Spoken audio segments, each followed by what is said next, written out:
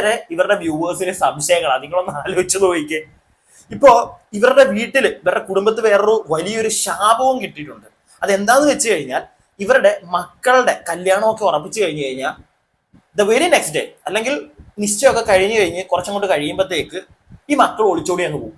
വലിയൊരു ശാപം ഇവരുടെ കുടുംബത്തിന് കിട്ടിയിട്ടുണ്ട്. ഇപ്പോ ആ ഒരു ശാപം ഉള്ളത് കൊണ്ട് തന്നെ ഇവരുടെ ആദ്യത്തെ മകൾ പൊന്നു എന്തെന്താണോ അങ്ങനെ എന്തോ ആണ് വീട്ടിൽ വിളിക്കുന്നത്, ആ പെൺകുട്ടിയുടെ കല്യാണമൊക്കെ ഉറപ്പിച്ചതിന് ശേഷം വേറൊരു പയ്യനുമായിട്ട് ഒളിച്ചോടിപ്പോയി. ഇപ്പതാ അവരുടെ രണ്ടാമത്തെ മകൾ കല്യാണം ഉറപ്പിച്ച പയ്യനുമായിട്ട് തന്നെ വീട്ടുകാരറിയാതെ ഒളിച്ചോടിപ്പോയി. ഇതൊക്കെയാണ് അവരുടെ കുടുംബത്തിൽ നടക്കുന്ന പ്രശ്നങ്ങൾ. നിങ്ങളൊന്ന് ആലോചിച്ച് നോക്കിയാൽ വളരെ വിചിത്രമായിട്ടുള്ള പ്രശ്നങ്ങളല്ലേ. കല്യാണം ഉറപ്പിച്ച പയ്യനുമായിട്ട് എന്തിനാ ഒളിച്ചോടി പോകുന്നത്?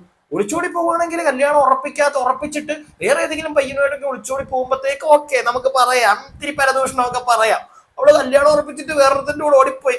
ഇത് കല്യാണം ഉറപ്പിച്ചതിനുമായിട്ട് തന്നെ ഒളിച്ചോടി പോവുക. അങ്ങനത്തെ ഒരു വെറൈറ്റി ആയിട്ടുള്ള ഒരു കുടുംബമാണ് എന്തായാലും ഇവരുടേത്. അപ്പോ ഇവരുടെ കാര്യങ്ങളൊക്കെ